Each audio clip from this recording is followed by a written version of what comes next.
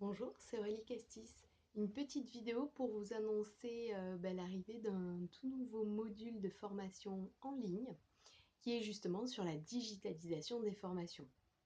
Alors pourquoi ce module? Pourquoi maintenant? Vous n'êtes pas sans savoir qu'il y a une réforme de formation professionnelle en cours et cette réforme simplifie, on va dire, l'accès à la formation en ligne en prenant en compte cette modalité véritablement comme une modalité de formation à part entière. De nombreux organismes se posent la question du e-learning, de passer les formations en ligne.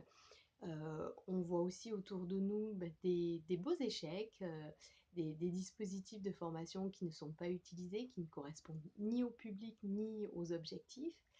Et donc j'ai conçu ce module de 14 heures pour à la fois étudier votre projet et peut-être sortir de tous les mythes autour du numérique et de l'apprentissage, hein. Ce ne sera pas une recette miracle, mais on peut voir différents types de modalités de formation. Donc on pense souvent à la formation complètement à distance, tout en autonomie. On parle beaucoup des MOOC ou des masterclass, mais finalement je vous présente à travers ce module les différents types de modalités de formation en ligne et afin de voir celles qui pourraient être adaptées à votre dispositif, à votre public. Ensuite, je dresse un panorama bien sûr non exhaustif des outils et des types d'outils qui peuvent vous aider et contribuer à la conception de votre dispositif de formation en ligne, avec des outils payants, des outils gratuits, aussi pour aller contre l'idée que c'est forcément extrêmement coûteux de faire de la formation en ligne. On peut tout à fait monter un petit dispositif avec des outils gratuits et c'est grâce au déploiement, au développement des différentes plateformes. Puis je vous aiderai à concevoir cette formation en ligne avec une méthodologie qui part vraiment du contexte, du public, l'idée étant de concevoir un dispositif qui soit adapté.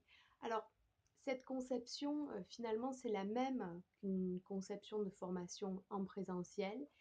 Il faut néanmoins tenir compte de certaines contraintes et difficultés de l'apprentissage en ligne par la manipulation des outils qui doivent être ergonomiques, utilisables, intuitifs et aussi des contraintes de connexion, de contexte et de compétences en termes informatiques pour vos stagiaires.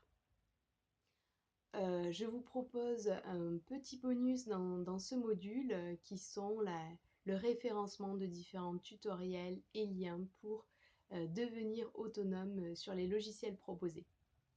Voilà, alors n'hésitez pas, si vous voulez en savoir plus, vous me contactez via Facebook, via LinkedIn ou depuis mon site internet.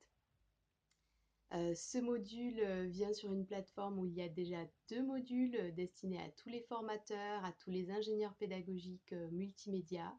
Conception pédagogique, savoir définir ses objectifs pédagogiques et les activités pour une vraie progression pédagogique. Et les apprenants et la dynamique de groupe pour savoir mieux adapter vos formations, qu'elles soient en distanciel ou en présentiel, à vos apprenants. À très bientôt.